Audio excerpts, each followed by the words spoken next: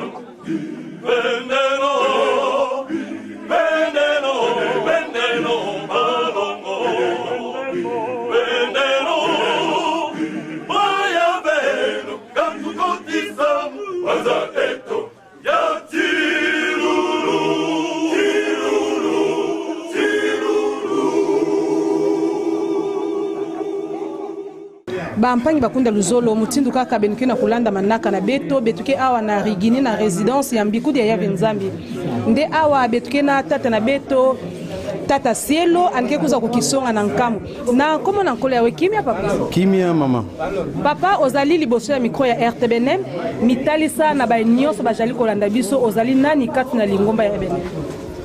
Bon, ngai kombo na ngai apôtre Ngubi Antoine nazali représentant légal ya EBNM Belgique.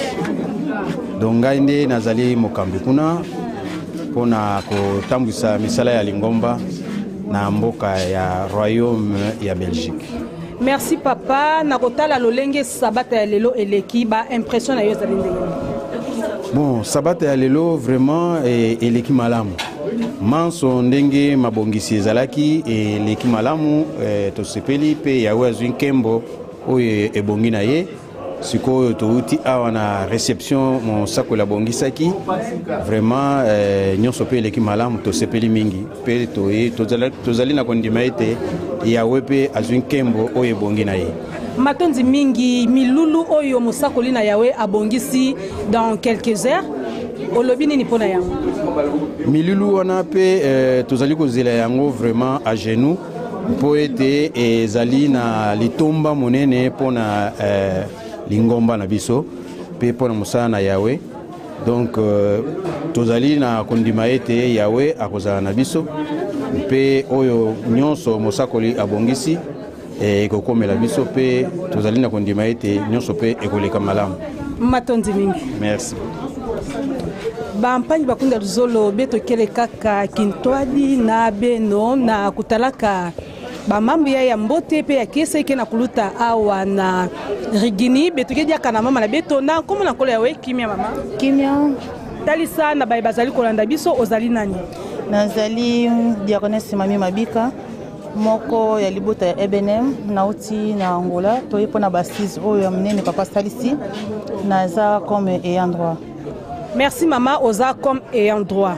Mosako lina yawe azali kozwa mingi na yawe. Yo en tant que mwana kati na libota. Nini oyo okoki ko lobela papa na musala monene oyo yawe apesa ye? Lilo to loba yawe asunga papa apesa ye oyo ezangi po mingi ezanano pona kopesa biso yawe akantila biso surtout na basiz oyo yawe altalisa biso soso ya koleka na travers mabula menaye ya onka tozana yango. Merci maman, moi liloba mukena ki portugais et kosala biso bien. Nom de Internodèche, Verme Chakir, par Conquêtésar aux assises de Internodèche, au prophète Adizolele, et tout.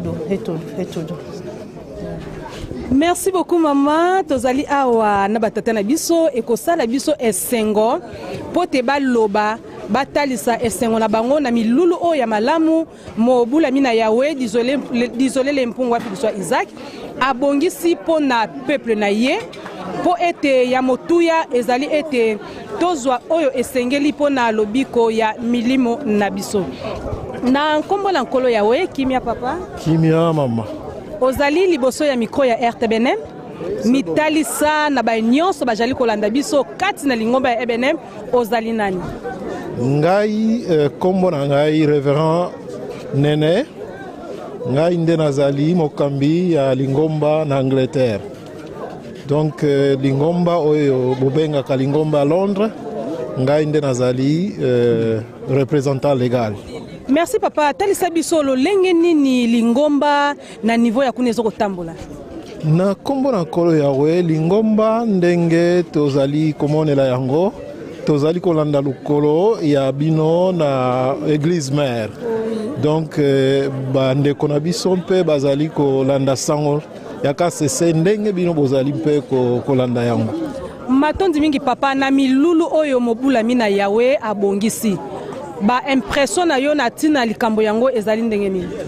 Biso en tant que bana soki tobiangami epai na tata vraiment esengo mingi parce que tango tozali koya epai na tata vraiment tozali kozonga ya kotonda na molimo tozali na eloko ya sika ya kozwa epai ya tata mpe mapamboli mingi tozali komema na musala na yawe yango nde esengo na biso kozala pembeni na tata na biso.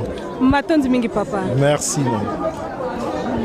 Bilandi ya radio télé bon nouveau message betuke na kutatamana kolo ya kimia mama kimia mitalisa na ba nyonso bajali kolanda biso na radio télé bon nouveau message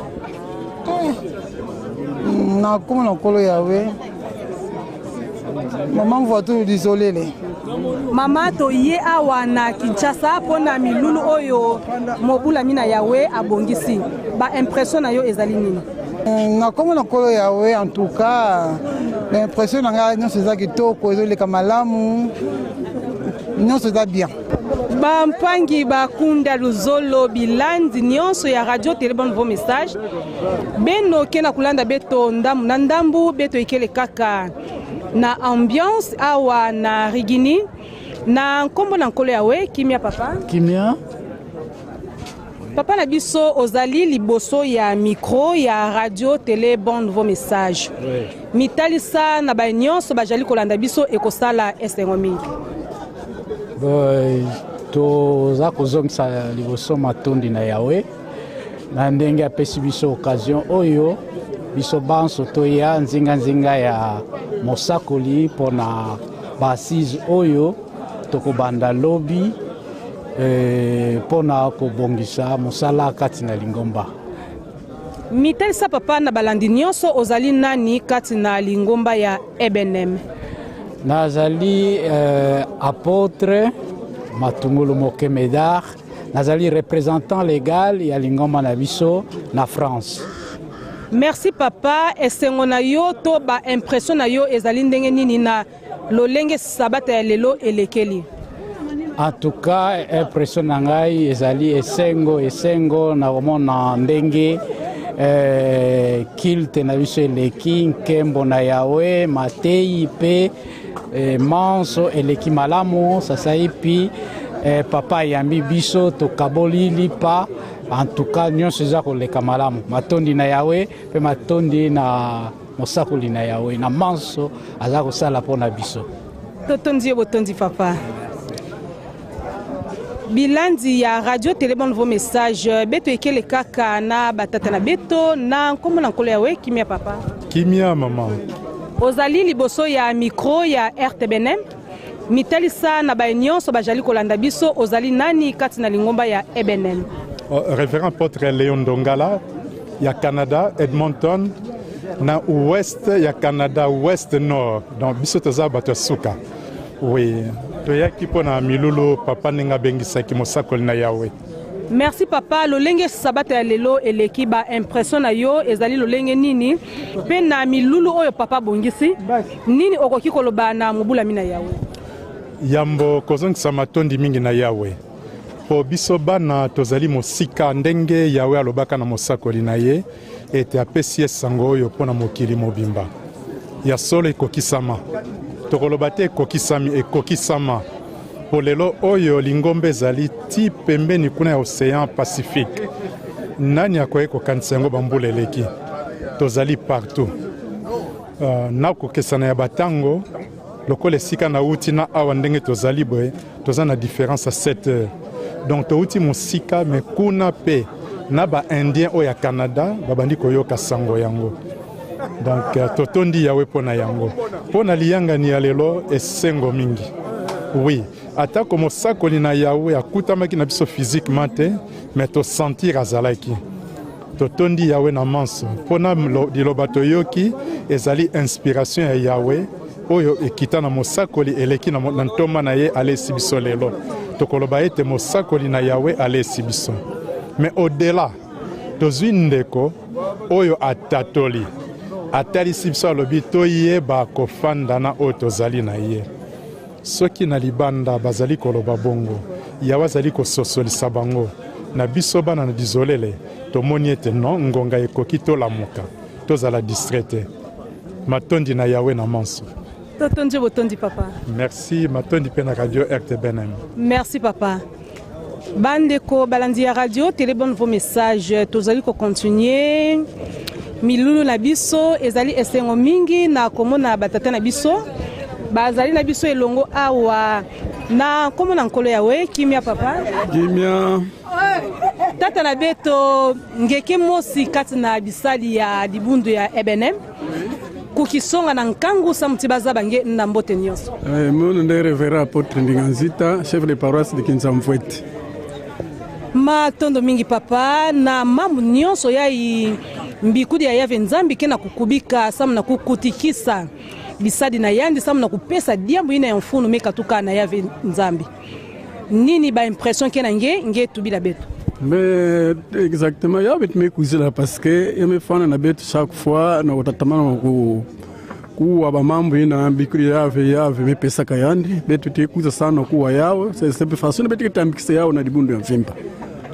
Alors betu que déjà prêt betu kuma depuis mazono donc betu ya kubongoma déjà mbazi betu banda bisalo ango niyo sena ndike sa betu kwenda kumisa yao na nkangu kuna bifulu betu kevandaka na mbikude yave nzambi na kisalo ya nene kena yandi nini ingele ndaka zodisila yandi samuti yave nzambi yangalala.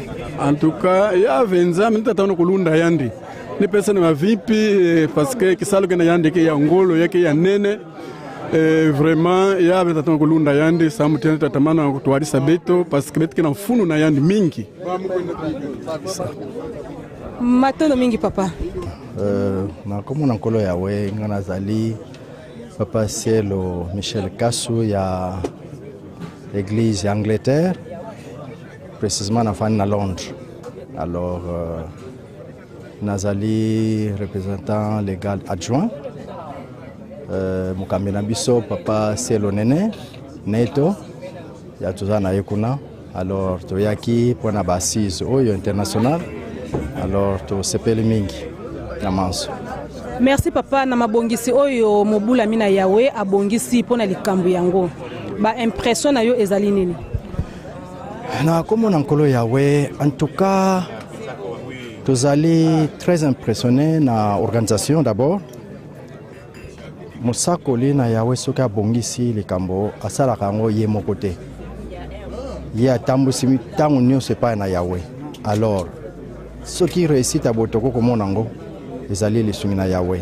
Vraiment tozali très impressionné kotala ndenge bandeko bayambi biso pe déroulement à culte pe lelo et puis vraiment très fier comme on a RTBM azali couvrir cérémonie. Merci.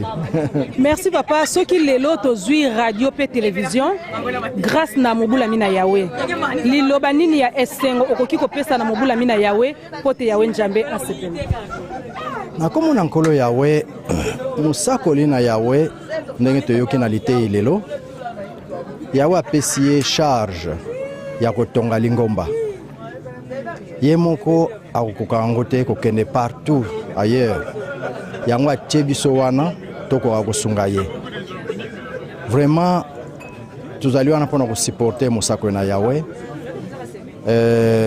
tokotombela mosako na yawe sante malamu pe yawe akoba kobakisela ye mibu mingi po ete akoba kosunga lingomba na ye oyo azali kosala.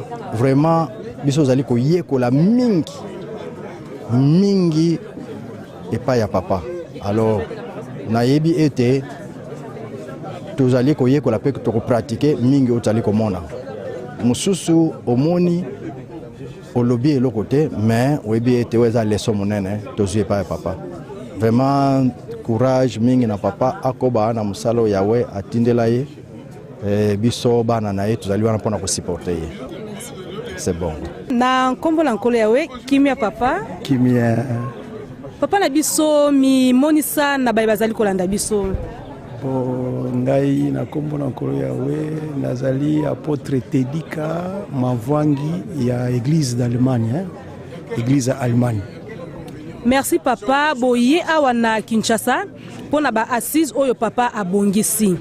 Ba impression na yo en tant que collaborateur ya mobula mina yawe ezali lolenge nini? Non, ba impression na ngai ezali malamu. Ezali ko senga na ezali ko profiter biso bana toye ko la tata na biso mobula mina yawe. Alors ko bianga o papa biangisi biso pona biso ezali likambo ya munene likambo ya malamu. Alors poete koye kola ndenge nini toko kosala musala.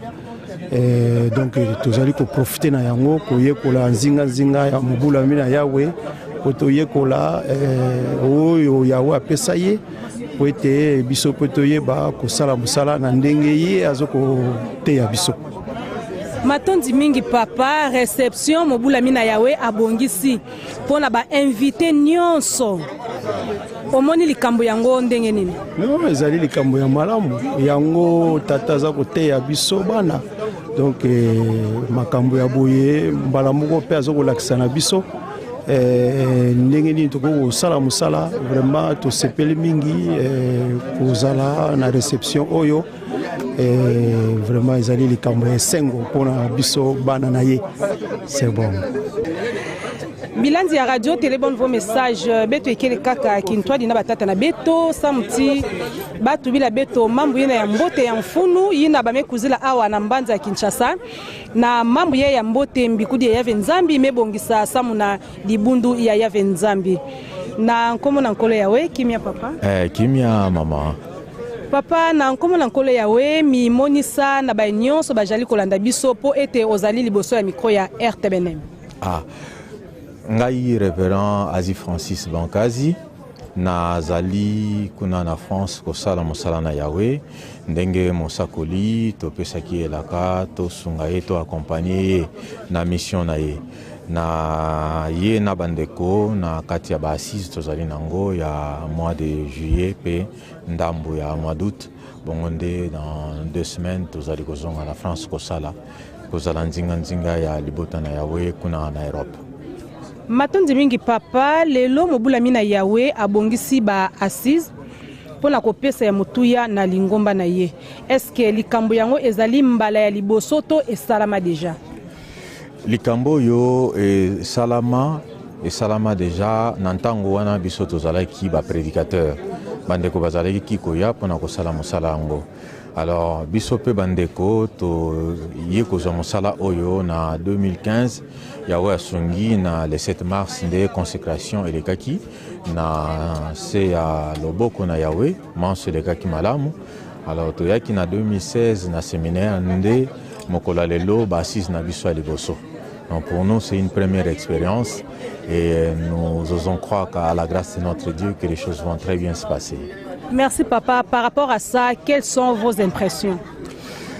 Déjà au départ, j'ai loué notre Dieu l'Éternel pour sa bonté infinie envers nous.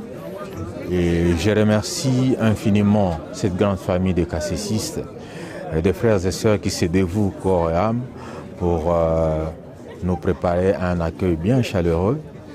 Je rends grâce à notre Dieu qui a donné ce discernement, la possibilité et cette envie auprès de toute cette grande famille des cassésistes.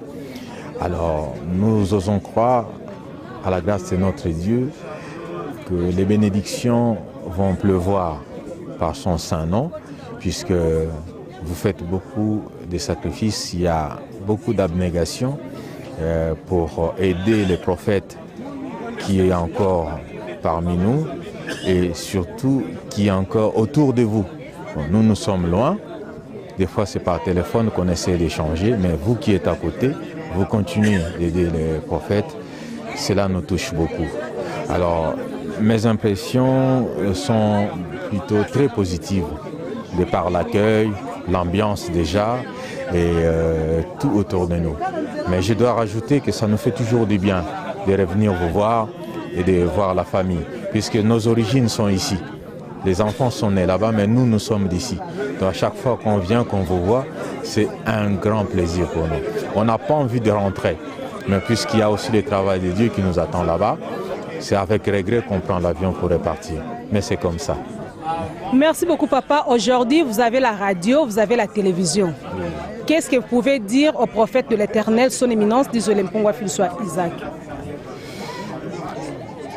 Je continue de remercier cet homme de Dieu qui a donné et qui donne jusqu'à ce jour toute sa vie pour ce travail.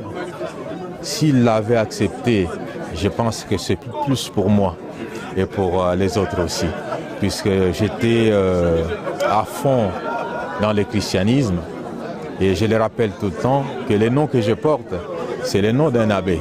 Donc là, j'étais à fond dedans, mais aujourd'hui, c'est par la bonté de l'Éternel et par le sacrifice de cet homme que j'ai compris que le vrai Dieu, c'est l'Éternel.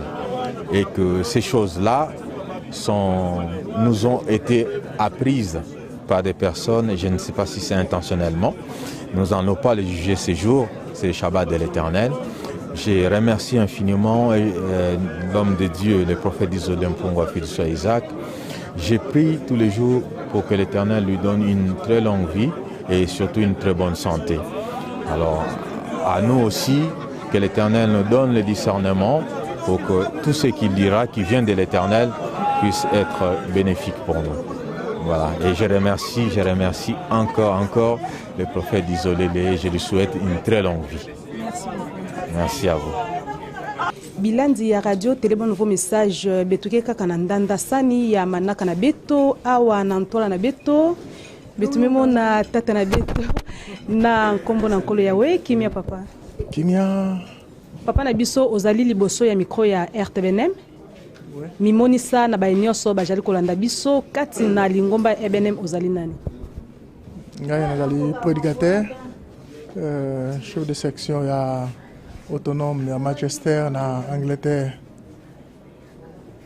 Papa kombo na yo? Kombo na ngai Dizolele Mpongu Isaac mwana musakoli. Matondi mingi papa oye kati na milulu oyo mobula mina yawe abongisi pona ko talisa na lingomba oyo yawe njambe alingi pona biso.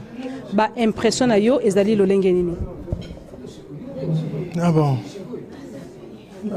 Impression ezali malamu généralement liloba esengo kaka eleki nango na ndenge ya libota EBNM, c'est ça qui est essentiel malgré mosako na yawe azali na biso te mais eleki présence na yawe ezali na biso elongo bandalité ipe manso eleki malamu trois personnellement nasepeli mingi. Merci. Merci papa na lingomba nyoso ya EBNM bazali kolanda yo. Na oyo nyoso papa azali kotalisa biso. Nini okoki kolobela bango po jusque là mingi bazali nanu kati na baduti. Liloba na yo ekosala esengo mingi. Mingi obaye oba zoko sosola ete tozana mosako na yawe ezali malamu. Mais ba oba zoko sosola te personne zoko senga bango ete ba sosola po ete asolo tozana un prophète de l'Éternel. Prophète amukete mais prophète amunene sima soka kei bambula nde tokososola nde azalaki nani po aza na biso elongo tozomona kaka ndenge wana mais c'est vraiment un grand prophète de l'Éternel ayebani partout na RDCT même que la poto pe bayebi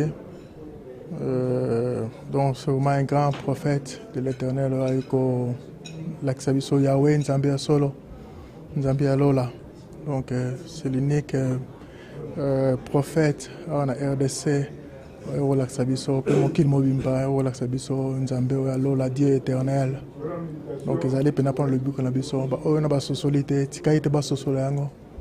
Pour être Mosako désolé, les aïeux, pensa prendre le but qu'on a biso, cassessiste, biso ponami. Merci. Merci beaucoup papa Lilobayasuka.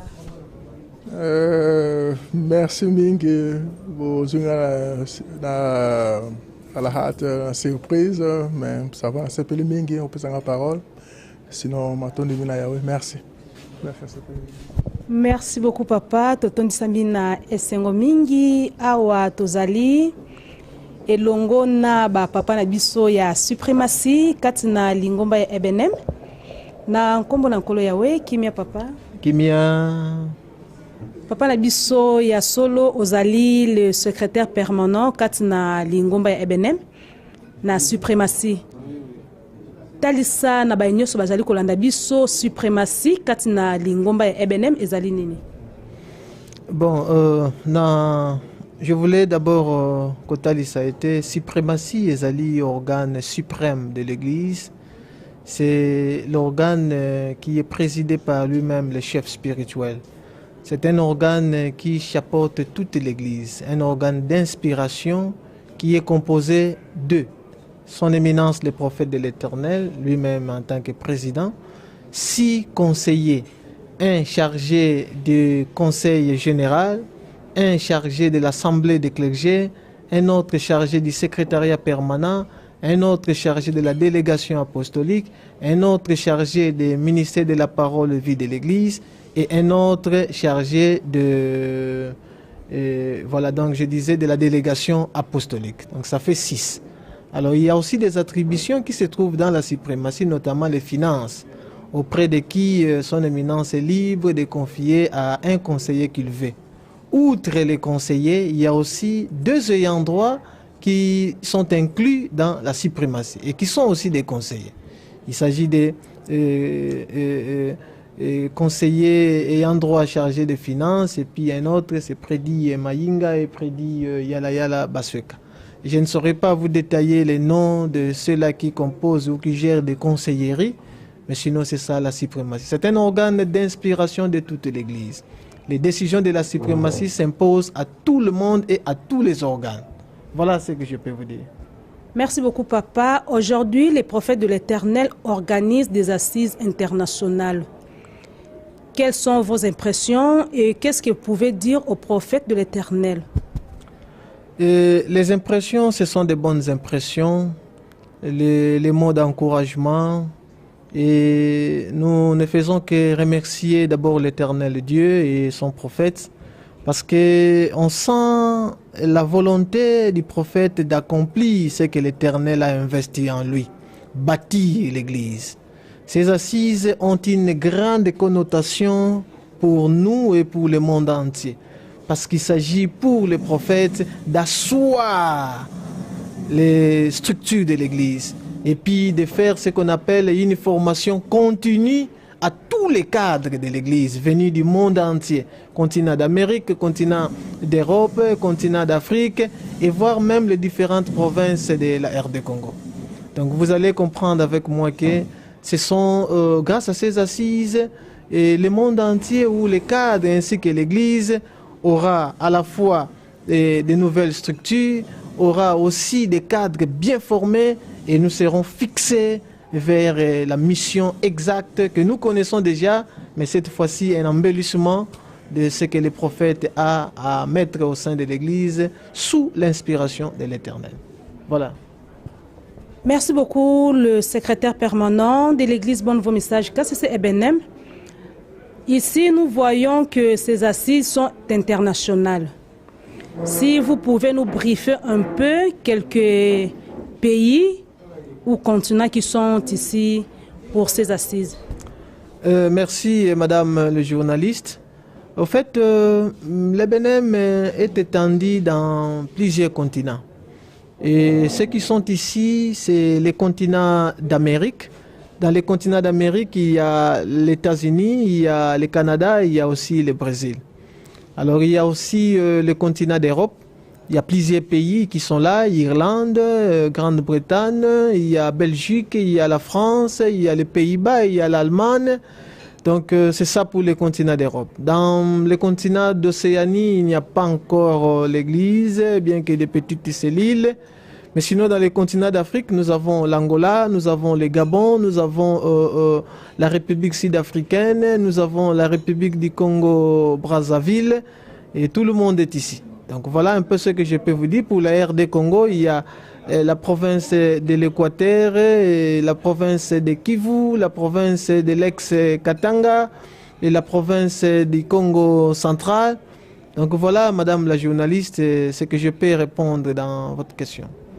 Merci beaucoup. Un mot de la fin. Le mot de la fin, nous demandons à l'Éternel de donner la bonne santé à son prophète. Vous savez, lorsqu'il faut parler devant ses enfants, il faut que les prophètes soient en bonne santé. Nous implorons à l'Éternel qu'il lui donne une parfaite santé pour que ses enfants puissent lui écouter, qu'ils puissent parler de ce que l'Éternel va investir en lui pour les comptes de son Église. Et puis à nous tous, amenons ces assises dans nos prières pour que vraiment la réussite soit là, qu'il n'aille pas c'est pas moi, certaines histoires que le diable pourra toujours prévenir parce que lui n'aime pas des bonnes choses, mais Dieu est puissant et c'est son œuvre. Nous avons la certitude que tout ira bien. Je vous remercie, madame. Au nom de l'Éternel Dieu, papa, aujourd'hui, on a passé les cultes sabbatiques ensemble. Je ne sais pas quelles sont vos impressions. Bon, les impressions sont bonnes. Hein?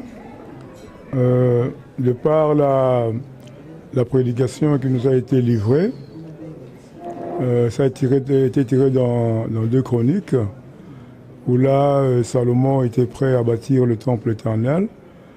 Et là, nous avons été édifiés pour nous apprendre que le prophète éternel, lui aussi, a une mission pour bâtir le temple éternel. Et là, on a appuyé sur le fait que ce temple éternel, que le prophète devait construire, c'est un temple où Dieu ne peut pas entrer, c'est-à-dire qu'un temple fait des mains d'homme, mais c'est plutôt le cœur de l'homme que le prophète ne cesse de pouvoir construire par la parole de l'Éternel, par la loi. Et là, on nous a demandé que tout cassiciste puisse sincèrement être converti, être transformé, être des modèles par rapport à la parole de l'Éternel. Et c'est comme ça que l'église Ebenem KCC sera une grande assemblée qui sera assistée par Dieu lui-même, qui va nous conduire, et on va voir de grandes choses grâce à cette conversion de cœur. Donc c'est une grande leçon que tout KCC doit pouvoir pratiquer, et c'est ça le socle, la base, le départ même, de voir un Ebenem très développé. Voilà, madame. Si vous pouvez vous présenter. Moi, je suis l'apôtre Songazizi, Massembo Martin. Je suis donc conseiller chargé du conseil général, et les assises qui vont se tenir lundi, mardi, nous concernent, et me concernent en particulier.